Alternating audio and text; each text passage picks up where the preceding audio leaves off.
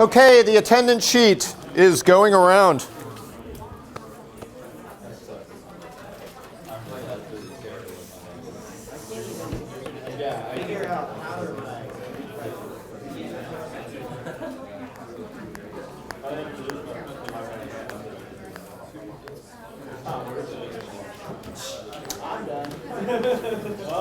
Hello. Hello. Class is beginning. What's tomorrow night? The exam. All right, very good. Exam is 8 o'clock at night, not 8 o'clock in the morning. All right, it's in 109 Ullman Hall. My understanding is the buildings around campus are open on weeknights. My apologies for people that try to get into a locked building on Sunday night. I guess they got that sorted out. Anybody in here try to go to that review session? I did. Yeah, so they found rooms in this building, but yeah, the rest of the campus apparently locks up the buildings on the weekend. Well, we managed to actually get in. Okay, you got in over there? I have no idea how. Through the tunnels, you can get in. Well, Okay. I use the tunnel, so Yeah. All right, well, we'll have that squared away for the second exam, fortunately. But yeah, 109 Ullman, we should not have any difficulty getting into there tomorrow night. So a couple things about the exam. So raise your hand if you've been to 109 Ullman before. Okay, everybody whose hand isn't raised, not a bad idea to find it beforehand. It's not hard to find. It's in the main floor of Ullman. It seats like 400 people. Okay. Not a bad idea if you want to be able to sit where you feel most comfy to get there sooner rather than later, because there's 308 people enrolled. We've got a conflict with a chemistry lab and a couple other things, so there's a couple dozen people that are going to have to take the makeup on Thursday, but so we're still looking at 280 something, 290 in one room. Okay, so 400 seats. What we're going to do is we're going to separate people a spot in between until there's no more spots left. And then people will have to sit in the chair immediately next to, and we'll start that from the front of the room on back. Okay, we will have 4 different proctors at the exam that will be milling around. So again, we've brought this up a gazillion times already, but don't even think about trying to cheat on the exam. Don't think about trying to take a copy of the exam away with you, taking a photograph of the exam, anything like that. I've got highly trained TAs that are going to be making sure that doesn't happen, and it's just not worth it. Okay, the academic integrity policy of the university, something like cheating on a midterm exam is generally an automatic F in a course. All right, cheating on a homework is like a 0 on a homework, but you cheat on an exam, you fail a course, and it's a bad thing. Okay, so don't do it. Just prepare well between now and then. Go in and do your best, and you'll be fine. What else do I want to say? Any questions about what's on the exam? How many problems are there going to be? 5. How many points are they going to be worth? 20. What are going to be the topics covered? Lines. Quadratic equations. Two-link robot, trigonometry, vectors, complex numbers. That's it. Everybody in here knows what's on the exam. 3 prior exams posted. No doubt in my mind there's people in this room right now, Tuesday, before the exam, have not looked at the posted exams. That's okay. You got more than 24 hours still.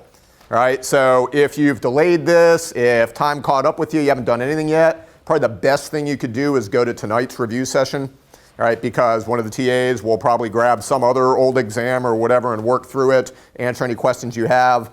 But in the meantime, again, if you're out of time and you haven't decided like how to prep for this, sit down and make a good crib sheet, handwritten crib sheet, so that you don't have an issue of test anxiety, forgetting stuff, you try to remember. We're trying to take that away, right? We just want to see if you can understand and solve the problem. So make a good crib sheet, and then sit down and take these exams that are posted, and then even tomorrow all day long, regular office hours of the TAs, right? So you still got plenty of time to debug any issues and optimize your performance. Question? For the crib sheet, are we allowed to put example problems? Anything you want. I don't care if you dig up old exams. I don't care if you put the exact previously posted exams. It has to be handwritten We don't want you spending time at a photocopy machine or on a scanner on a computer, shrinking stuff down so it all prints onto a page in bitty writing. That's not the point. This is an exercise in exam preparation. Okay, so you sit down. I would have fully worked examples if I were doing a crib sheet. Okay, fully worked examples so that, if you have this experience during the exam, you get thrown for a loop and you start freaking out, you can stop the freaking out and say, wait a minute, I know I've worked problems like this before. Take a look at the crib sheet, see what it is. Okay, it will be 5 new problems. You're not going to see any problems that you're like, wait a minute, that was on that test I found from 5 years ago. It's not. It's 5 new problems. So the thing is, the crib sheet is there for you guys to feel like you don't have to memorize stuff, and we're not trying to trick you. So procedures, methods, all that stuff, if you spent your time preparing, you got nothing to worry about other than, have a good day, clear your brain, have a good meal, drink some coffee, whatever you need to do, walk in there alert, and just do your best. Okay? Anybody else? Yes? Will we get our crib sheets back? Yeah, so the way we're going to do this is you're going to have blue books, full-size blue books, so tons of space. You've seen the posted exams. The solution to any one problem, if you're writing it so complete that it can be used as the answer key, which is what we do, takes maybe a page, a little less than a page per problem. So you need like at least 5 pages. We give you a blue book that has both sides of like at least a dozen pages. So plenty of space to write. You'll put your crib sheet inside the blue book when the exam is done. Okay? And you'll physically hand the blue book, and you'll physically hand separately the exam paper to the TA when you turn it in at the end. Okay? And just to give you my experience, exam number 1, as the material ramps up, the details required to work through all the problems get a little bit longer along the way. Exam number 1, we'll have people done this exam in under an hour. Absolutely. Okay? Now, if it were me, I would never walk out of there in an hour. Because if I was done in an hour, I would just like meticulously go back through line by line and just proofread and double check every single thing. And then when I did that maybe twice, then I'd turn it in and leave. Okay? And so if you're really well prepared, don't be surprised if you can get out of there relatively early. At the same time, you can get 100 on this exam, and it could take you the whole 2 hours. So when the kid down the row from you gets up and walks out at 52 minutes, do not start freaking out. Okay? Students that get grades in like the single digits, they tend to leave in less than an hour also. Okay? So bottom line is, don't worry about what anybody else does. You got 2 full hours. Just go in there and say, time's really not an issue for me because this is an exam that's designed to be completed in an hour. I got twice as long as that. I'm not going to rush. I'm not going to freak out. I'm just going to methodically go through this, and I'll be fine. That should be your attitude. Okay. Anything else you need to know? Okay, so we're moving on with material that's not on the exam tomorrow night. My understanding is Dr. Rattan got all the way through the sinusoids. Done with the sinusoids. Homework is posted, still due at the end of the week. Just reminding you, even though we have exam this week, the regular homework is still due at the end of the week, so we keep moving forward. We're going to move on with new stuff, systems of equations and matrices. I'm going to get through most of that material today, and my apologies in advance. I got to be on another airplane tonight at 7:40, so one of the downsides of the job is a little too much running around. And so I'm not going to be here to finish this up Thursday. I'm probably going to get 2/3 of the way through. Dr. Rattan will be back to wrap up the rest of this. Okay, so systems of equations, we will be done with this week, and then we move on to calculus type topics starting next week. All right.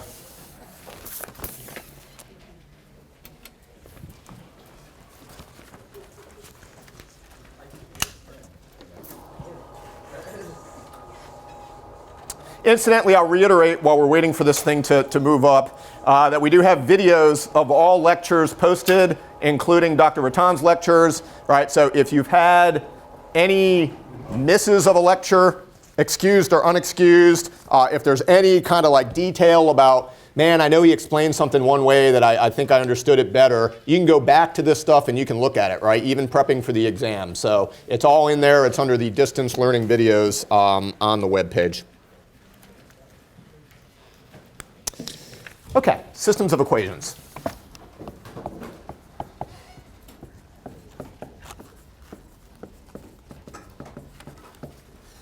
And like all topics in here, we're going to do this by example. Okay, and this is what we're going to call the two-loop circuit, which you have already looked at in your lab on algebra. Okay, and so this is something straight out of EE 2010, which is electric circuits. Okay, and so here's the problem we want to look at. What if I have, now we're talking now about direct current, not alternating current like the sinusoids, but if I put like a battery that's say 6 volts, okay, and I hook it up to a resistive circuit that is connected like so. Okay, essentially I will have 2 loops formed by 2 different batteries.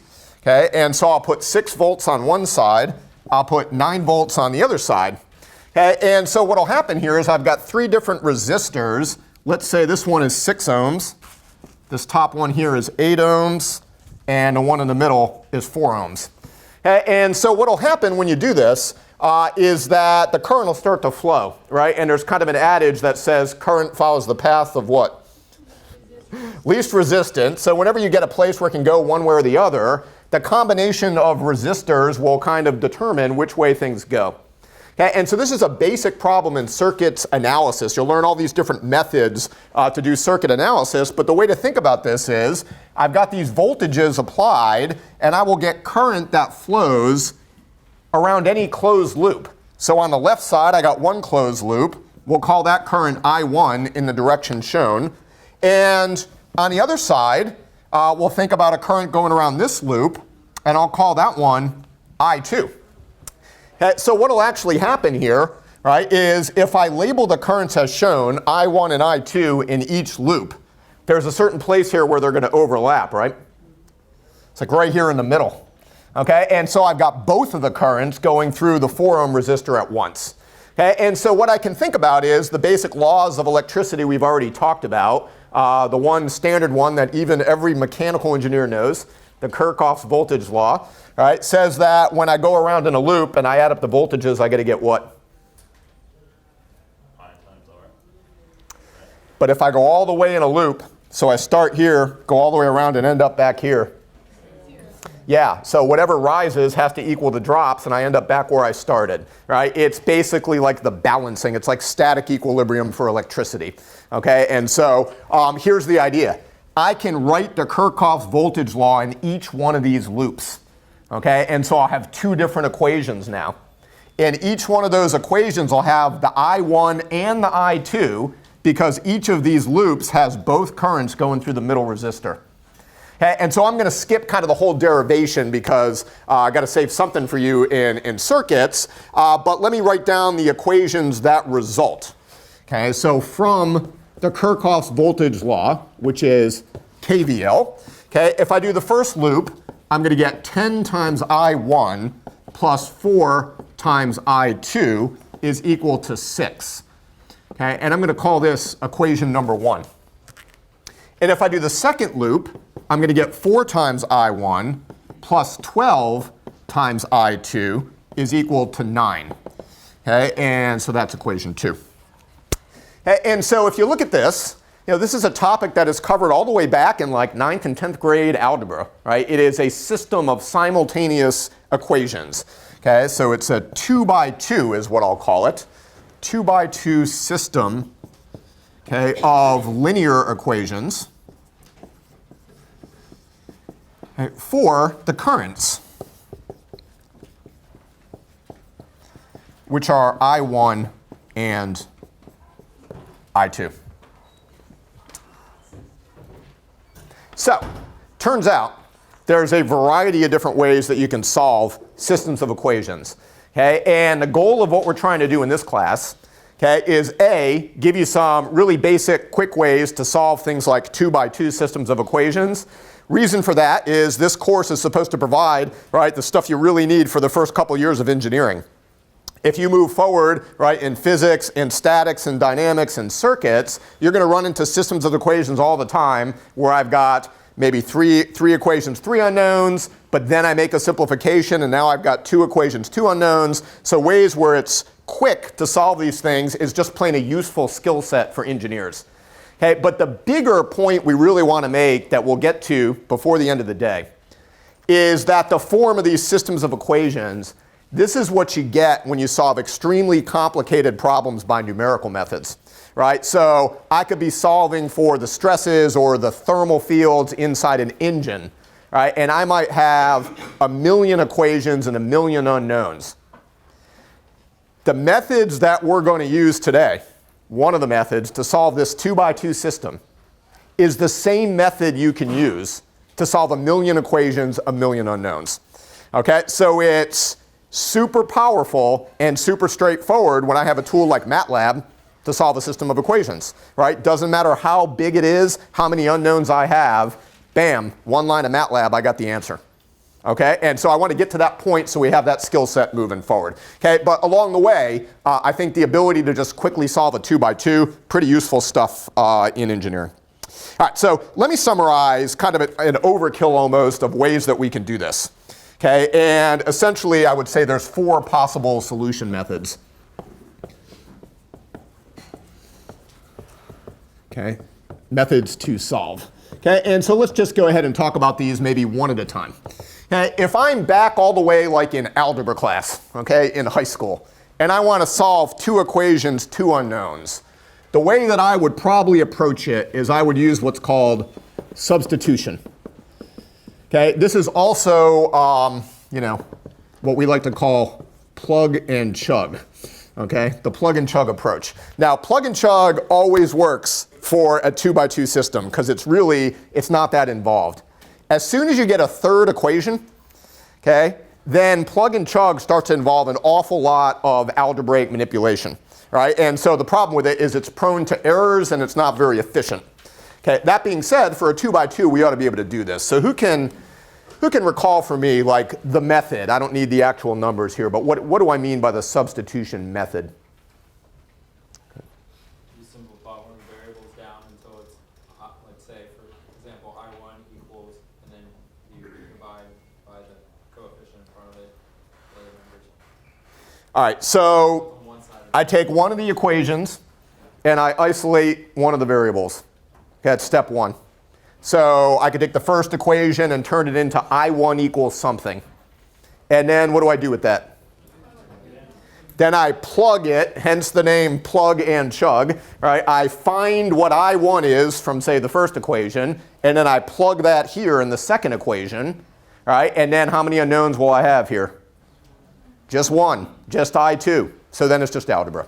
Okay, so plug and chug, basic way to solve this, we can do it. So let's go ahead and do this for example. So for example, if I start with equation 1, okay, then we'll say 10 times I1, right, plus 4 times I2 is equal to 6. Does it matter which one of these I solve for, I1 or I2?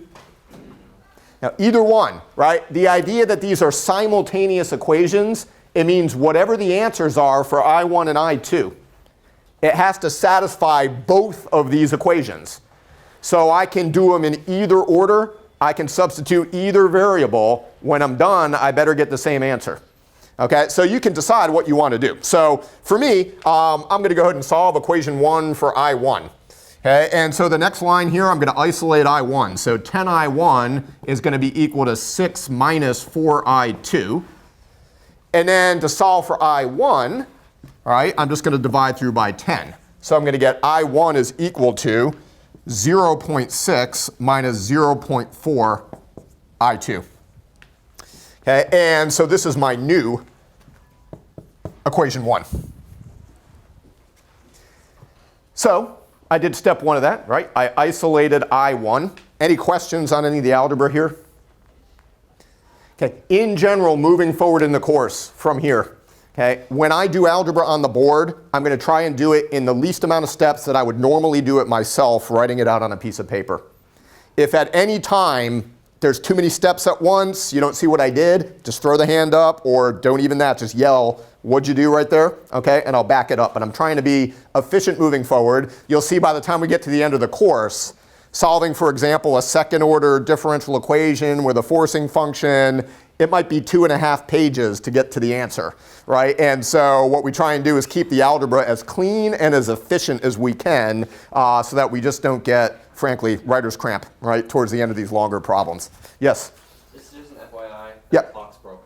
So it's not moving now. See, so I took it off the wall and I sat it down and it started ticking. So I put it back up. I'm going to take it down because everybody's going to stare at the 330 all day once I do that. Okay. I will say that if for some reason it looks like I'm going late, somebody give me a yell, okay? But I'll leave that up. Good. Any questions on how I got to equation 1 there? All right, very good. So what do I do with this? I now go back to equation 2. All right, and so not a bad idea to just go ahead and write the whole thing out before we substitute. So equation 2 is 4 times I1 plus 12 times I2, okay, is equal to 9. Okay, and so what you want to do, plug and chug, is you want to plug equation 1. Okay, in other words, equation 1 is now a formula for I1. And so we're just going to take that formula and plug it in where I see an I1. So it's 4 now times 0.6 minus 0.4 I2. Then I've got the next term plus 12 I2. And that equals 9. So immediately after you substitute, you should be down to how many unknowns? Just 1. So at this point, this is just take care of the algebra in as quick a method as you can do it. Okay, and so let's see. So if I multiply through, I'll distribute the 4. I'll get what? 2.4. Okay, minus 1.6 I2. All right, and then I've got plus 12 I2 is equal to 9. So I can combine the 12 and the minus 1.6. That'll give me a 10.4. 10.4 I2 is equal to 9 minus 2.4, which is what? 6.6. Okay, and so I should get an answer. I2 is equal to 6.6 divided by 10.4. That's an exact number. Normally at this point, I'd get a decimal. I would probably keep the decimal to how many digits here? 2. 2 significant digits, that can be good enough? 3 digits? Is that enough? Do I need 15 digits? Is 3 digits enough? Yeah. What's your recommendation for the exam? Well, let's finish this first, okay? How many digits is enough, honestly? Because the prof said so is not a good answer, right? The answer is it's enough digits when it doesn't matter if I keep an extra digit. That's the answer, okay? And so your final answer should have how many digits? The one with the box around it should have how many digits? 3, pretty standard, okay? If the third digit is a significant digit, 3 digits and a final answer is good. When I divide this out, I'm going to get a number. Am I going to use that number again, or am I just done with it? If I'm going to use it again, should I only keep 3 digits? No. Probably want one more anyway, right? So my recommendation is, not really the because I said so, but my recommendation so that you get the right answer, okay, is to keep 4 digits at least in an intermediate calculation. That way you don't get round off as you go, right, and get something wrong in the final answer. Okay, we're not super picky about the third digit and such in this class. In some classes they are. I mean, there's classes, I took a physics class in college where the significant digit is wrong, the sign is wrong, the entire problem, no credit. It was just an exercise in exactness. And they told us they were going to do that. And they said that, but it's an exercise in being exact. We said, okay. And so it just depends, right? But here, we want your answer to not change. So keep 4 digits. Somebody give me this guy to 4 digits. 0.6346. Somebody corroborate that? That's right. Okay. And so the units on this would be what, do you think? Amps. How do I know this is going to come out in amps? Because it's current, okay. Do all answers for current automatically come out in amps? Like, couldn't they come out in milliamps? Yeah, It could have. but you didn't use a milliamps or. All right, so the reason this is amps is because this is volts and that is ohms.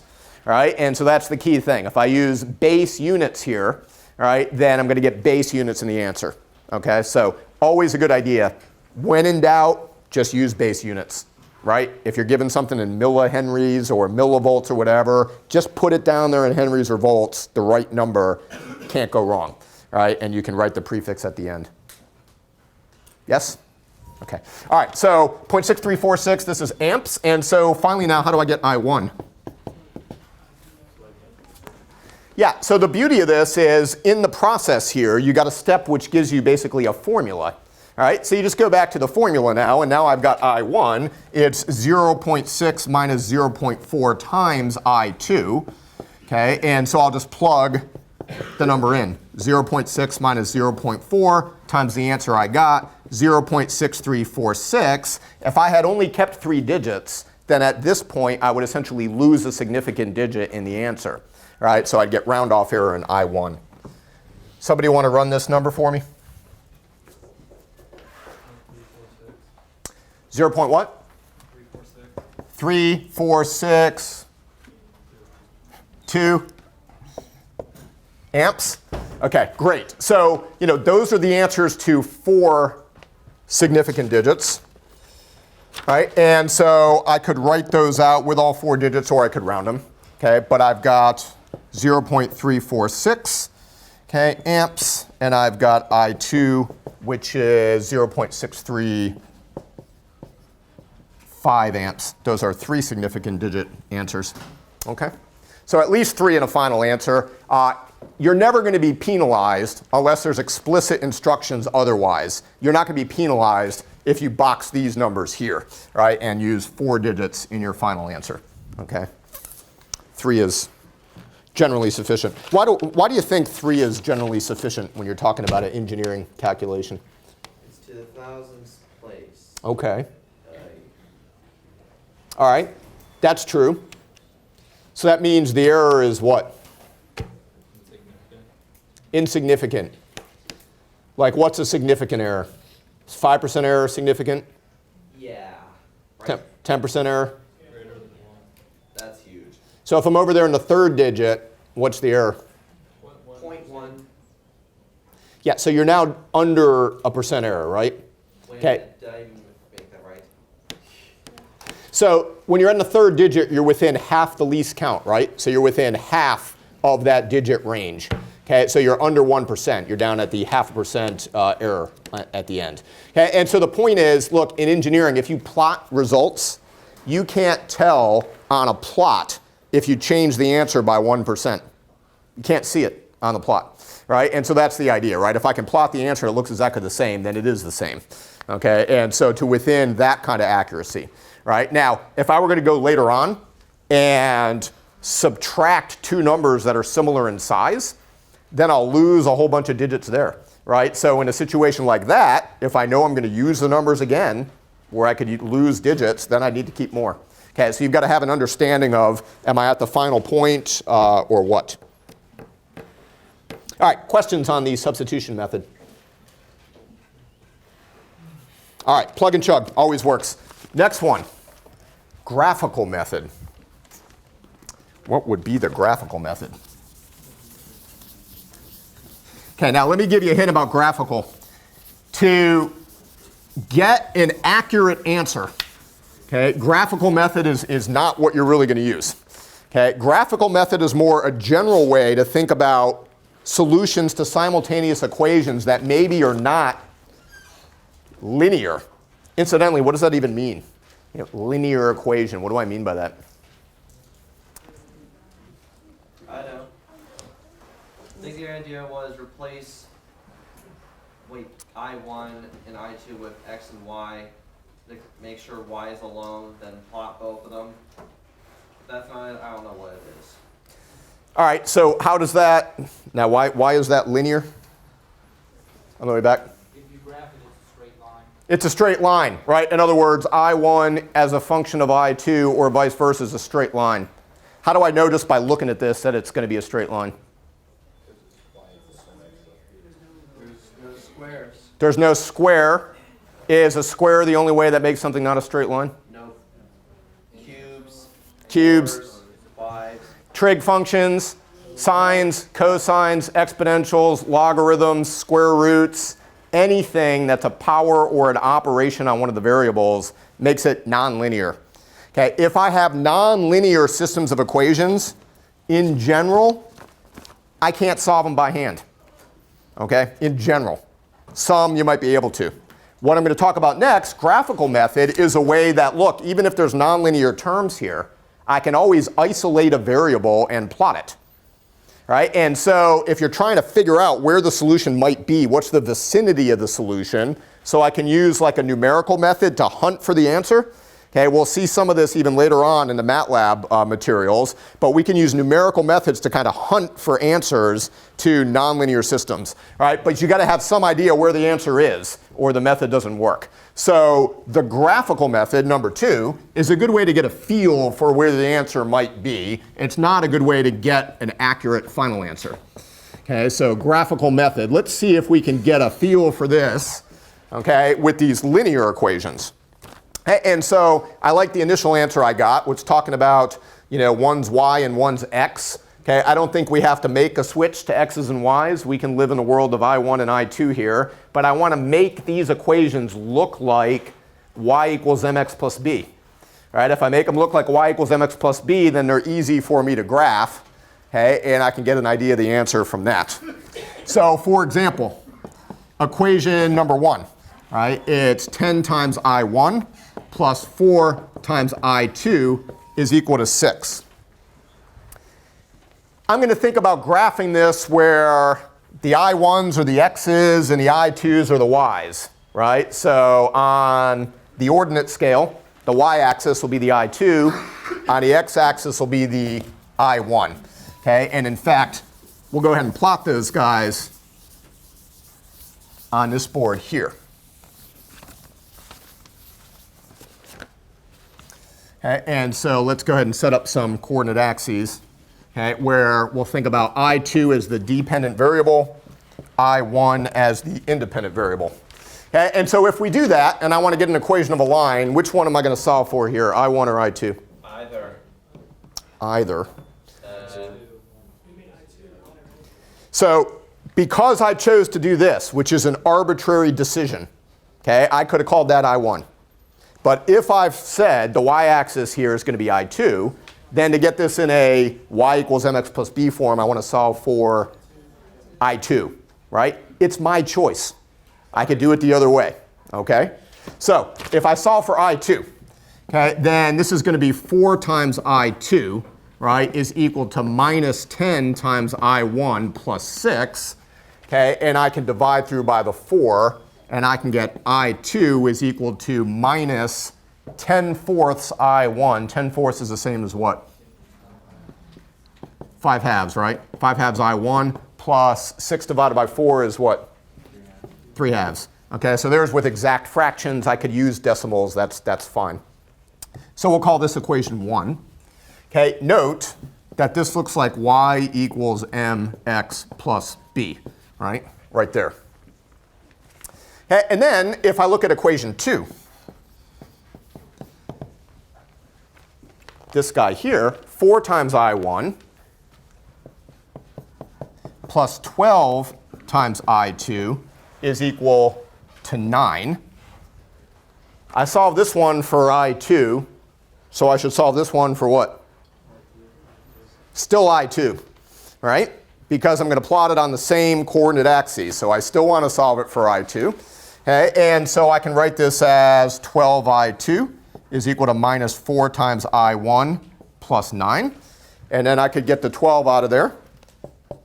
I2 is minus 4/12 I1. 4/12 is what? Minus 1/3 I1 plus 9/12 is what? 3/4. Okay, again, this is how I would write it down myself, right? So trying to do the algebra as streamlined as possible. So again, I got another one here that if I stare at it for a second, it looks like y equals mx plus b. Okay, and so both of these are equations of lines that I can plot.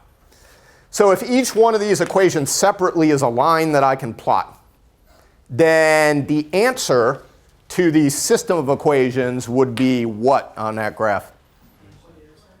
Yeah, it'd be the intersection of those lines.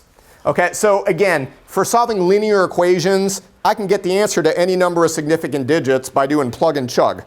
This is not useful for that.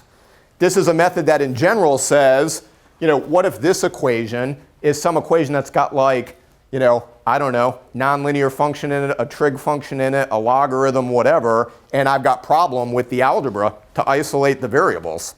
Okay, well in that case, I could take either one of these and I could plot that nonlinear function on here. And when I plot the second one, the answer to the simultaneous system here is what point? Where they intersect.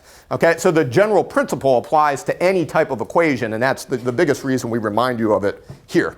Okay, so, but that being said, this is the day before the exam. You're going to have to plot a line, I'm sure, on the exam, right? So this is a good review. All right, so let's see. Easiest way to plot this is probably to go ahead and put the what on there? Y-intercept. So it gives you an idea of the tick marks. So my tick marks ought to be what kind of numbers? In general, when you plot a graph, do you want the graph to have just 1 or 2 tick marks? Do you want the graph to have 17 tick marks? No, right? Yeah, a handful of tick marks. 5 tick marks maybe is good on each axis, so then you decide what the numbers ought to be so that the handwritten sketch looks good. So if I've got numbers like 5 halves and 3 halves and 3/4 and a third and all of these numbers, what kind of tick marks do you think we want here? Yeah, halves. So we'll put 5 tick marks on each one of these. Why not, right? And looks like we can probably make the tick marks be like half type tick marks. Okay, and so, this is 1 half, 1, 3 halves, 2, 5 halves, etc. So let's look at equation 1. Where's the y-intercept? 3 halves. Okay, so we got equation 1 with a point there. So my other option for equation 1 is I could come in here and say, well, I got a slope of 5 halves. So I could kind of like go do the down and over thing. Is there a quicker way to probably plot this thing accurately? Say what? Didn't hear. The Klingbeil theorem, well, that's just kind of, that's this, right? The bigger the dot, the more accurate the plot. We'll use that also. We use that in all plots in here. But if I'm looking and I want a good view of this thing in the first quadrant, all right, I've already got the y-intercept. What's another point I might want to just throw up there? Yeah, sure. Why not the x-intercept? I could take some random point out here in the middle, but then I've got to rely on the Klingbeil theorem for the accuracy. If I can get this right on an axis, I'll be in good shape. Okay, and so how is it that I find an x-intercept now? So that's where y equals 0. The y is the I2 now, right? So can we do this here in our head? I1 is what?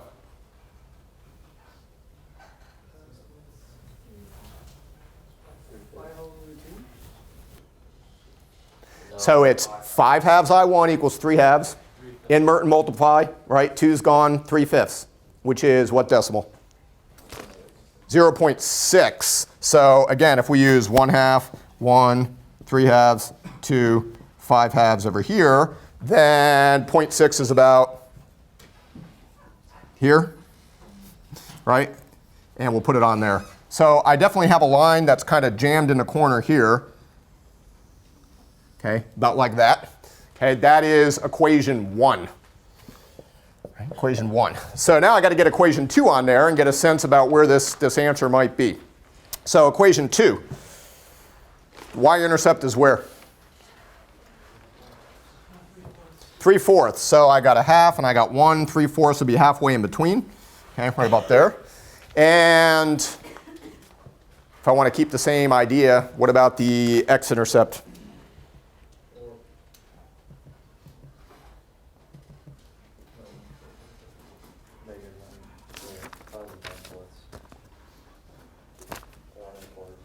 Yeah, so it looks like, right, 1/3 I1 equals 3/4, so I'll get 9/4. So 9/4 is 2 1/4. So this is 2 1/2. 2 1/4 is halfway in between right there. Okay, so this guy is that line. Okay, so the answer, right, if this guy over here is equation 2, is the intersection of these two guys. Okay, and so this intersection is a point. The x value is I1, the y value is I2, and you can write this down by looking at it, but if I'm going to take a point off a plot, like what do you think is really the most significant digits I can get out of here?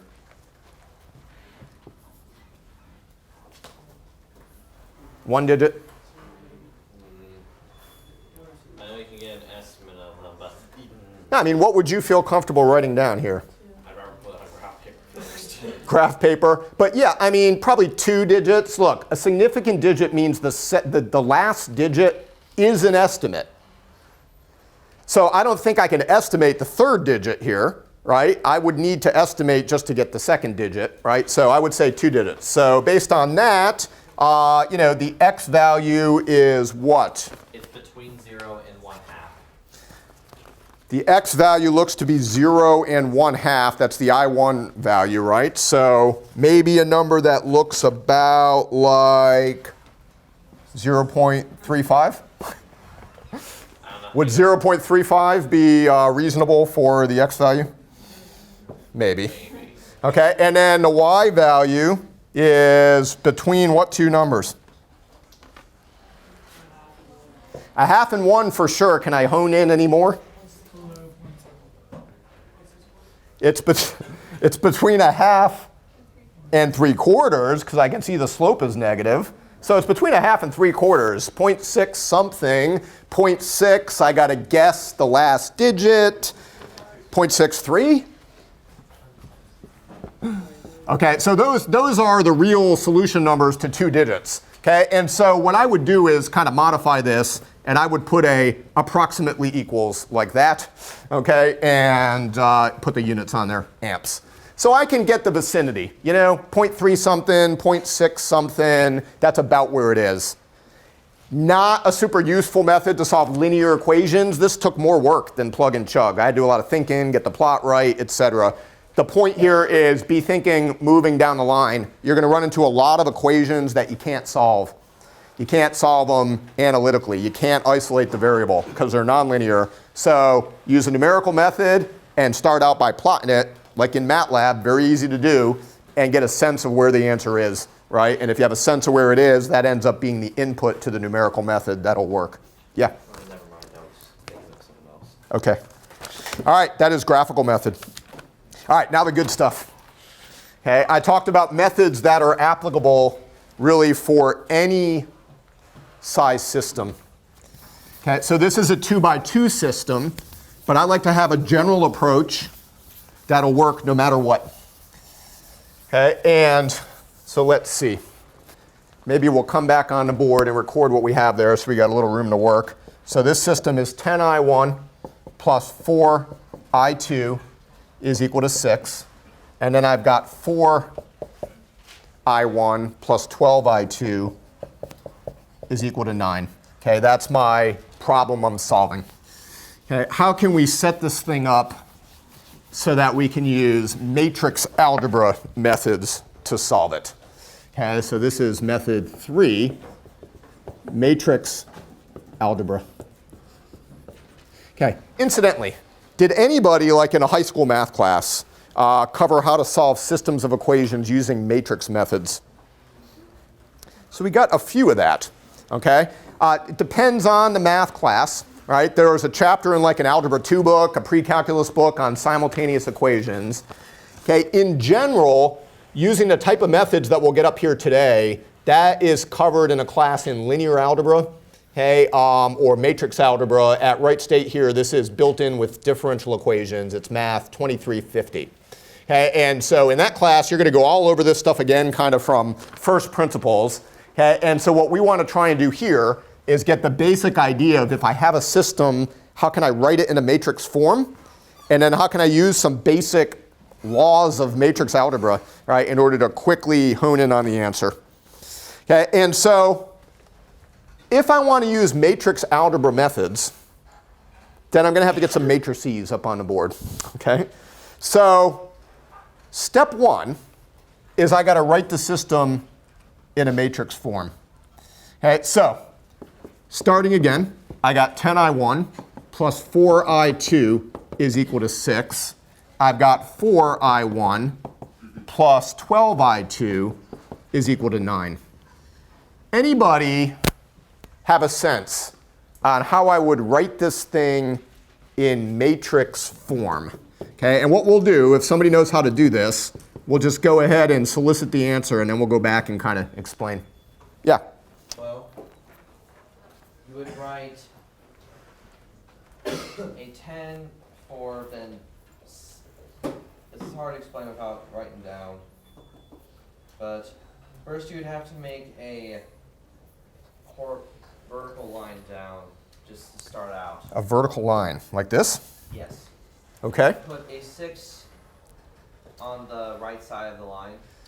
A 6 on the right side of the line. I'm rusty on this. All right, so your issue right here, and this is good that you're trying to do this, you're actually jumping ahead to some kind of shorthand notations for doing this stuff with row and element operations. But I want to just write this thing out initially just as a matrix equation. Yes? Put it in brackets. Okay. Row bracket, you put 10, 4, 6, and then the second row you put 4, 12. So the 6 is inside the bracket here? I could put it in the bracket. All right, let's try another one. Go ahead. Okay, so you do the 10 and a 4. All right. And then your 4 and a 12 in the next row. All right, so a 4 and a 12 down here. And then multiply it by, what is it, 2 by 1 of x times x and y. All right, so what's x and what's y before we move forward here? So you said a 2 by 1. So again, I'm going to go back and explain all of this stuff, but just trying to see what we know here. So this one in front is what? You said 2 by 1. What's this? This is a 2 by 2, okay? 2 rows, 2 columns. That's what 2 by 2 means. Okay, a matrix is just rows and columns of numbers. That's all it is. All right, so go ahead. So this one's going to be a 2 by 1. Yeah, so 2 rows and 1 column. So even from what you've done in MATLAB, right? Anytime you have a matrix that has dimensions where it's something by 1, that's also called what? A vector, right? If I have 3 elements, it's like a 3-dimensional vector. If it's 2 elements, it's like a 2D vector, x and y components, right? Okay, so great. So a column vector, what goes here? X and y. X and y. Do I have x's and y's here? Well, I1 and I2. All right, so we'll put I1 and we'll put I2 right there. And then we set that equal to another 2 by 1, 6, and then 9. Equal to the 6 and 9. Okay, so let me just connect something back here real quick. So over here at the left and up here in the back. What they were talking about with the 6 and 9 over here, you can do what's called an augmented matrix here, and it's just a shorthand notation. And then you can do operations on that whole thing, which is equivalent to things like adding equations, multiplying equations, all the kind of things you did in Algebra 2 in high school. They teach you that in a matrix method class. Okay, those kind of row and column operations, we're not even going to do that here. We're cutting straight to the chase with what you would need to solve a 1 million by 1 million system. Okay, and so we want to set that up. So this is a 2 by 2, 2 rows, 2 columns. This is a 2 rows, 1 column, so it's a 2 by 1. And when I multiply matrices together, okay, I can't just take any dimension matrix and multiply it by any other dimension matrix. Okay, I've got to have what 2 numbers here be the same? The last one here and the first one there. Yes. Right? In other words, 2 rows, 2 columns. The number of columns here has to match the number of rows there. Okay, the reason that is because of the way that we have defined matrix algebra to be. Okay, it's made up by humans. Okay, just like the entire decimal system is made up by humans, right? But it's a way that we bookkeep doing multiple things at once, okay? And then over here, in the end, when you do that, you get another 2 by 1. These 2 numbers are the same. The last number here, the first number there, and then the result is the first number there and the last number there, okay? The reason that this is the matrix form that I'm going to write here as follows. This is a matrix equation, A. When I put an underscore underneath a letter, that means it's a matrix, okay? Sometimes shorthand notation for that would be the letter A inside a big bracket, In a textbook, usually it's bold. A bold letter A means a matrix. It's just notation. Okay. When I have a vector of unknowns, it's pretty much universal to call this unknown vector x. Okay? Just out of respect for algebra. The unknown is x. Okay? And when we write the vector, it's really not wrong to say, hey, it's a matrix, I'll put a straight line. Very common in engineering, some math classes, we use a tilde under here. Right? Anybody take Spanish? It's the same tilde from Spanish, okay, underneath the letter right here to mean a vector. So it's a multiplied by x is equal to the unknown, and the unknown vector is what we're going to call b. Okay. So what I've got here is now matrix quantities, right? A is what's in front, 10, 4, 4, 12. This guy is what we're going to call the coefficient matrix. Why do you think I call that a coefficient matrix? Because it's the matrix that contains the coefficients. Okay, so here's the key thing.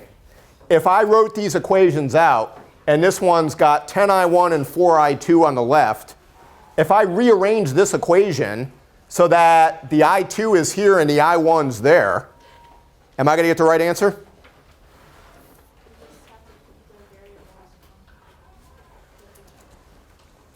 But so the coefficient matrix that I lined up there is what would happen if I looked at this left side and I got rid of the pluses and I got rid of the I1s and I2s. That's what's left. So the coefficient matrix is dependent on having this in the right order.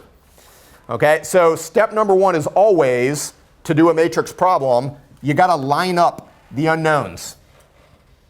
Even if there is none in one of the equation, if there is none, then what do I put for the coefficient? 0. Not 1. 0, right? If there is none. So that's step number one. Again, the reason for that is this is just a way to write down this result. Okay? And so the way you get this result, come to you in a sec, is by matrix multiplication. So if you look in your MATLAB book, they talk about the very basics of matrices and vectors, and this is actually in there. But the way you multiply matrices is you basically go across the rows and then down the column, and you add as you go. Okay? So it is 10 times I1 plus 4 times I2 equals 6. That's the way you do the multiplication. But what I just did there with the first row and the first column is equation number one. Okay, if I go down here by the rules of matrix algebra, this entry here, right, means go across the second row and down the first column, right? Because that gives me this spot here, second row, first column. So that means 4 times I1 plus 12 times I2 equals 9. But I go back and look and say, wait a minute, that's this equation. Okay, so the entire method of defining what matrix algebra is, the definition of matrix multiplication, where you go across the row and down the column and add up, right? That is because we made it that way, so it would represent this. Okay, it's made up. But once we define that, it means if this isn't in the right order, then I'm going to get the wrong numbers here, and it's not going to work. Okay, so step number one is you got to line up the I1s, line up the I2s. Questions? Hand up here for a while. No, it wasn't a question. Comment. I think I figured out what to do next. Okay, so hang on 1 minute. Let me make sure everybody's with us. Questions on what we're doing here? Because again, I expect that most of the people in here haven't written systems in matrix form. So this is new stuff. It's supposed to be new. It's fine if this is like, what is he doing? Okay. Yes? So the same concept apply to like trinomials and like if it gets like more and more like... Yeah, so more equations, more unknowns. Exactly. So now if I have I1, I2, and I3, and I have 3 equations, 3 unknowns, if I want to use a matrix method, step one is to rewrite them all. So I got the I1s lined up, the I2s lined up, and the I3s. And when I do that, this will now be a 3 by 3. This will be a 3 by 1, and that'll be a 3 by 1. Right? And the reason all these methods is going to work is because if I now have the model of the car engine, and I've got a heat transfer model with a million equations, a million unknowns, I just got to line up the equations and the unknowns, right? And then I could just grab the coefficient matrix and go. Okay, so it works for any number of equations, any number of unknowns. Other questions? Yes? What if it's a nonlinear equation? If it's nonlinear, you cannot use the methods of linear algebra. Okay, and so that's a great question because here's the thing. Are you ready for this? Yeah. All real problems are nonlinear. Okay. 100%. Okay, now, very important question. Large numbers of real nonlinear problems can be very accurately represented as linear problems. Okay, so the stuff we're doing in here, these are real problems. We use these to design stuff, to design circuits, structures, airplanes, whatever. Things behave linearly initially, right? But once things start going, a lot of times they get nonlinear, right? If you think about materials deforming, for example. Okay, and then some basic behavior of things is just not linear, right? Dynamic systems exhibit all kinds of chaotic behavior in things. The governing equations are not linear. They cannot be solved by hand. Okay, now interestingly, you asked, what if this is not linear? Can I do this? The way you solve, and we're getting way past the learning objectives of this class, okay? But when I have a nonlinear set of equations, I got to solve them numerically. And when I solve them numerically, I will use methods that essentially approximate linear regions of the answer in an iterative kind of way. So I end up solving linear equations in order to get a nonlinear solution to a nonlinear problem. Okay, but I got to do them incrementally and it gets more complicated. Okay, so bottom line is the methods of linear algebra are the methods we use to solve real problems numerically. The real physical systems, generally not linear, some of them are. Okay, everything we do in here with these methods is going to be a linear problem. All right, good comments. All right, so somebody said they thought they knew the next step. What's the next step? Well, you have to find the inverse matrix. All right, so let me move forward with kind of the general idea, all right, and then we'll go from there. So we're going to talk about finding an inverse of a matrix. So let's finish with the basic definitions. A is the coefficient matrix. X over here is a vector, I1, I2. Incidentally, have you noticed that my brackets for the vector don't look like the brackets for the matrix? Curly brackets, pretty common in an engineering classroom. We use a curly bracket for a vector. It's really not wrong to use a square bracket. Okay, this is just notation, convention, preference. Okay, so X with the tilde is a vector. We like the curly brackets for those. And this is the vector of unknowns. Okay, and that's why we use an X for it. Okay, and that vector can be any size. If I got 10 unknowns, it's going to be a 10 by 1 vector. Okay, if that was true, I would have to have a 10 by 10 coefficient matrix. Okay, and then finally, B over here is these guys, 6 and 9. Okay, and honestly, the terminology we use for this is we just call this the right-hand side. Okay, so it's another who's buried in Grant's tomb. Okay, and so that's the right-hand side of the equation. We will also use this, RHS, all right, text language for right-hand side. So, where he was going on the next step, okay, is essentially the basic rule, okay, of matrix algebra, okay, which is given a system AX equals B, how do I get the answer? Okay, and so what I'm going to write down now again is true for any size system.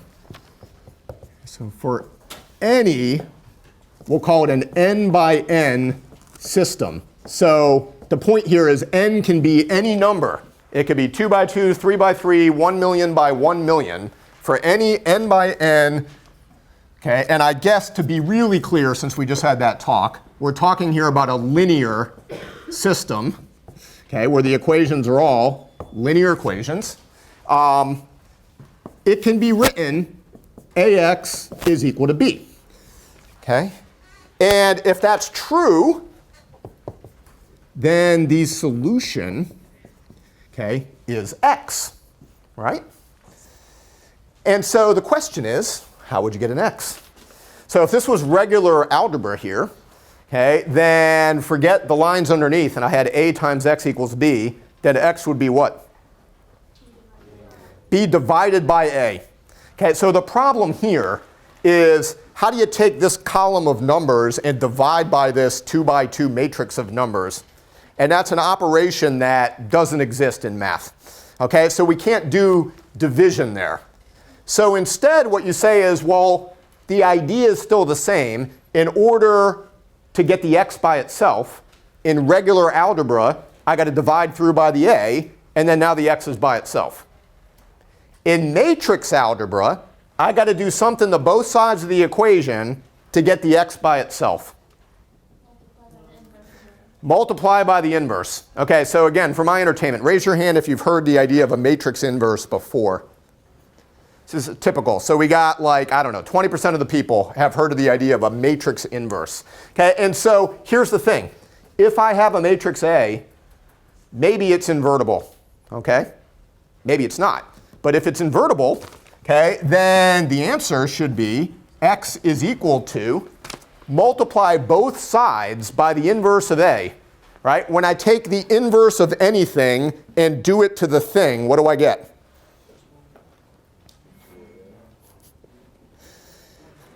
Right? At the risk of sounding like your algebra teacher, right? You know, f inverse of f of x is just what? Y? Say again? 1 over f of x. Is it 1 over it? Does inverse mean 1 over? We use a -1 notation, right? Which is not the exponent minus 1. Is it 1 over? When I do an inverse function, like exponential function, what's the inverse function of that? Natural logarithm, right? Natural logarithm. So if I did the ln of e to the x, what would I get? You get 1. Do you get 1? You get, right, the ln, the exponent you raise e to get e to the x. That's how that sounds in language, right? The exponent you raise e to get e to the x is what exponent? X. All right, it undoes the function. Sorry. Right? So inverse undoes the function. So if I multiply both sides by the inverse of A, it undoes the multiplication by A. And all I'm left with is the x. But I got to multiply the left side to get rid of this. So I'll multiply the left side here. And this is it. A inverse multiplied by B. Okay? That's the answer. Okay, where A inverse, right here, this is called the inverse of the matrix A. Okay, this is true no matter how big the system is. If I can find a matrix inverse, then I'm done. I take the inverse, I multiply it by the B, that's the answer. It's like magic. Okay, which is why some people that have had some more math in here started talking about at the beginning, well, put a dotted line here, put the 6 and the 9. You can do these operations on that one thing by hand where you're trying to turn this thing into what's called the identity matrix. And then on the other side, you're keeping track of what you're doing and you're coming up with the inverse. Okay, so there's these hand methods that you're going to learn in a matrix algebra class. In here, I'm much more interested in being able to say, hey, let's write the system down, and if it's a big system, let's just use MATLAB and invert it. Okay, and just the idea that I can use this tool to get it done. Okay. That said, I do want to talk about how to solve 2x2s by every possible method. So we're going to talk now about how do I actually compute an inverse. Okay, and just to be clear, doing an inverse by hand of a 2x2, not a super useful skill set. There's a formula for it. The biggest reason we're doing that in here is to drill down in your head that the magic of this works. Okay? Because if I teach you how to get this inverse, you can multiply it through and you can get the answer. Okay? And so you'll get this sense that this procedure works, and then when you apply it to the bigger systems, it'll seem less like magic. Okay, questions on this before we move forward? So the task at hand is, how do you find an inverse? All right, if I could find an inverse, then I could do this. All right, so for a 2x2, there is a closed form answer for how to do an inverse.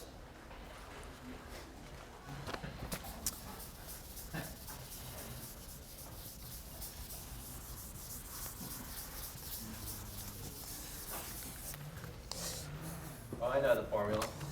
All right, so here it is. So let me get this down. So for a 2 by 2 system, okay, with A, the matrix A is equal to this guy, any 4 numbers. I'm going to use the letters A, B, C, and D. These are any 4 numbers I can think of to put in a coefficient matrix.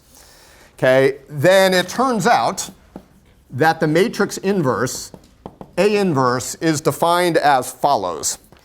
Okay, it is 1 over, and I'm going to use some notation that you'll see, multiple different notations for the same thing. I'm going to start with this triangle. Okay, that triangle means the determinant, okay, of the matrix A, and I'll talk about that in a minute. Okay, but essentially, rather than memorize the letters, I want you to remember what you actually do here. Okay, what you do is you put negatives on the B and the C, and you switch the A and the D.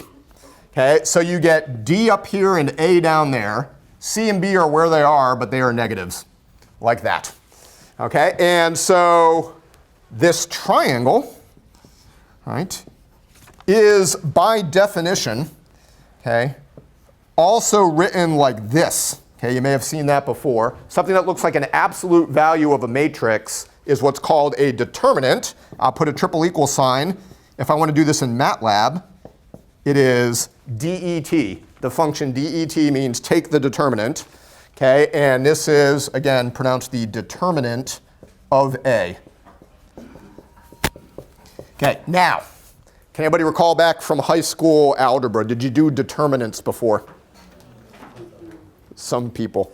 So I remember my Algebra 2 book, right? And there's this one chapter just like, so we're doing like, whatever pre-calculus kind of things, plotting lines, solving inequalities. All of a sudden there's a chapter where it's like matrices and determinants. And they start putting numbers in brackets, and then they teach you like what a determinant is. Okay, and no clue about why that's ever going to matter, right? Well, here's why this matters. This is actually a really important punchline you get out of this determinant idea in just a second. Anybody know how to take a determinant of a 2 by 2 matrix?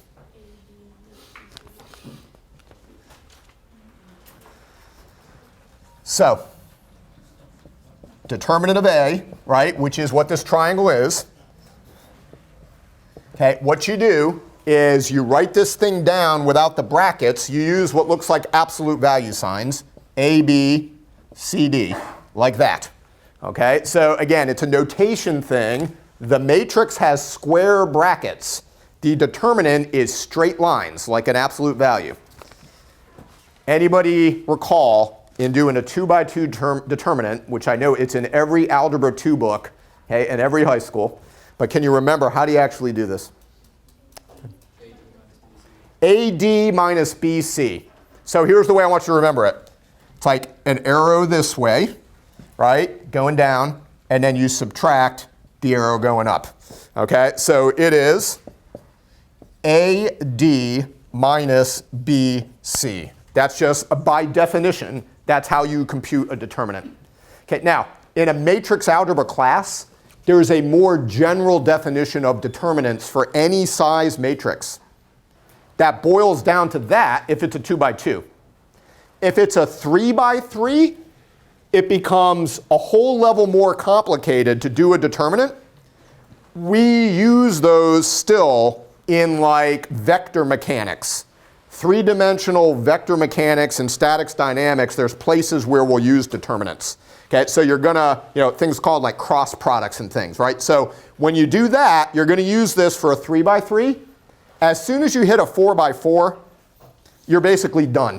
Okay, because the definition of a determinant beyond a 3 by 3 is like a recursive definition.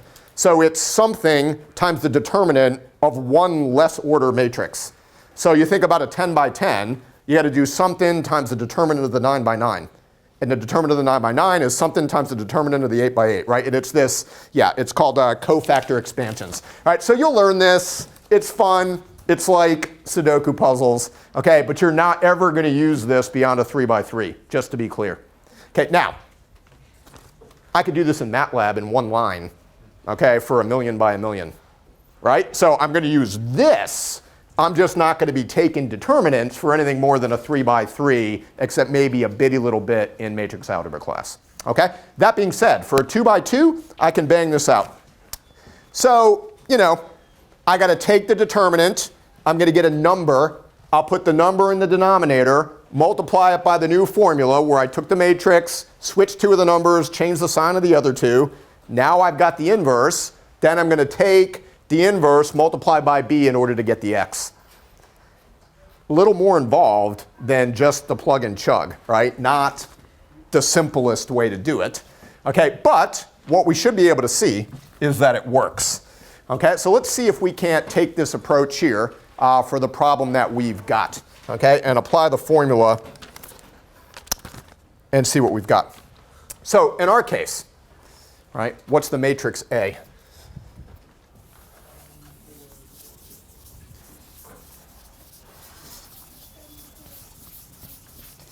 Okay, so back to our problem. Okay, the matrix A is the coefficient matrix, right, of this guy right here. 10, 4, 4, 12. So if I want to find A inverse, right, what do? I need the determinant of A. I'll use this notation. Determinant of A would be what? So I'll write it out. It's 10 times 12 going down to the right minus 4 times 4. Somebody give me a number. 120 minus 16, 104. Okay, so keep in mind the determinant is a number when you're done. It's not a vector, it's not a matrix, it's just a number. Okay, so I get 104. Great. So apparently then the inverse is 1 over the determinant, 104. Okay, and then I need, you know, this guy, dA minus C minus B. Okay. Don't remember the letters A, B, C, D. Remember what you're doing, okay? What you're doing is you're switching the top left and the bottom right, and you're putting negatives on the other two. Just remember that, okay? So less to keep track of. All right, so in that case, you know, switching these guys, right, is going to give me 12 and 10 over here, and putting negatives on the other two is going to give me minus 4, minus 4. Okay. So just to be clear, all I'm doing here is applying this formula, right, which is just a hand formula for how do you find the inverse of a 2x2. All right, so that's it. So, you know, actually in the notes, I actually wrote this through. Josh did actually. That's Josh's notes, right? And I've got this in fractions, okay? But frankly, it's probably cleaner to just leave it like that. Okay. So let's do that. So apparently then the answer now, right, is x is A inverse times B.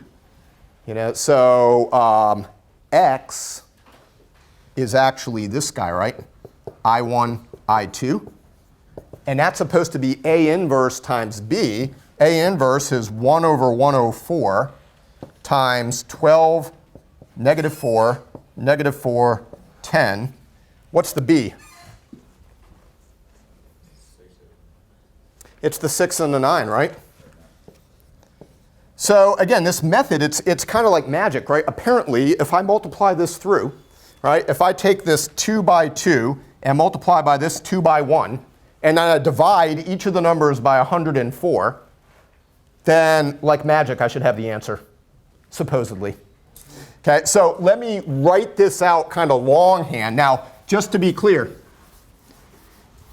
when you take exam number 2 and you are told, you know, solve this problem each of the following ways, you know, like substitution, matrix algebra. We're going to do one more called the Cramer's rule. Okay, Dr. Rattan will have to do that. We'll run out of time. Okay, and when you do that, you know, what we want to see is that you can do what I just did here, right? And then at this point, you can multiply this thing out. Most people have calculators that can do this kind of stuff also, right? Multiplying out the matrix. General rule of thumb in EGR 1010, right? if it can be done in your head, then it can be done with the calculator either way, right? So I could go from here right to the next step. I'm going to go ahead and write it longhand to make sure everybody sees what we're actually doing. So I'm going to leave the 1 over 104 out front, and now I'm going to multiply this. So just to be clear, when I have a 2 by 2 and I multiply by a 2 by 1, the result will be a what? It's got to be this. It's got to be a column vector, right? A 2 by 1. It means 2 rows, 1 column. Okay, and so I go across the row, and I go down the column. I multiply as I go, and I put a plus in between. So the 1 over 104 is right there. I'm going to use a curly bracket to remind myself that it's just a 1 column, but let me write the numbers out. This is 12 times 6, right? That's the first term, 12 times 6. And then I'm going to add the minus 4 times the 9. Now, again, I would normally not display this level of detail, but I just want it to be really clear what the operation is. Okay, and then the second row, it would be the second row across times the first column down. So minus 4 times 6. And then I would say plus, right, 10 times 9. So again, if you can do this one step right here as you go in your head, that's fine. Or your calculator multiplies it out, that's fine. Okay, I1 and I2, I still got the 104 here. Let's get two numbers. 12 times 6 is 72 minus 36, 36. Second one down, I got negative 24 plus 90, 66. Okay, and so apparently I1 and I2 by matrix algebra, the 104 just divides both of these numbers. So it's two numbers, 36 over 104, 66 over 104. I could reduce the fractions. Those are exact numbers. Somebody give me decimals. 36 over 104 is? Give me 4 digits. 3462. And 66 over 104? 0.6. 6, 3, 4, 6. Units are amps. Okay, those are the same two numbers that we got by substitution. Hang on, I got 2 minutes. Did my computer go to sleep? Not quite. Okay, because I could do this in MATLAB also. And of course, MATLAB is what I would use as soon as I get to like, I don't know, 4 equations, 4 unknowns or more. 3 by 3 by hand, you might get some tests, right, in an engineering class. You know, frankly, if I were a prof nowadays in like dynamics or statics, I wouldn't be afraid to do a 3D problem that had 6 equations, 6 unknowns, and just say like everybody in this class needs to have a calculator that can do matrices. It's 2013, right? Don't be afraid of 6 equations, 6 unknowns. But how do I do this in MATLAB? Well, A is equal to, somebody tell me what it was. What's A? 10, 4, 4, 12. There's the matrix A. Almost done. Listen up. Matrix B is what? 6, 9. Again, you guys have been using this MATLAB syntax already. There it is. If I want to know X, what do I do? I need the inverse of A times B. If I'm writing MATLAB myself, what do I use for the inverse of A? Sure, let's try that. Inverse of A. What do I use for times? Times. B. Yeah. Bam. That. One more. Million by a million. You ask MATLAB to do an inverse of a million by a million. You gotta go get lunch while it's working on it. You can do another one. You could do X is equal to, if I really invented matrix algebra myself, I would just divide by A, right? MATLAB can divide matrices even if the rest of the mathematicians can't. Okay, and the way it does is what's called left division. Incidentally, what it does, it's an algorithm that does these row operations that some of the students here were talking about. Row and column operations, it's an algorithm that does that in order to do it. It's a lot more efficient. It's called left division. It's A, watch the syntax, the division sign the wrong way, and then the B, bam, same answer. Okay, so for a 2 by 2, it doesn't matter which way you do it, it's instantaneous. For a million by a million, the left division is actually more efficient. Okay, but inverse of A times B, it works for anything. Dr. Ratan will pick up with Kramer's rule, then we'll do some applications in statics. Okay.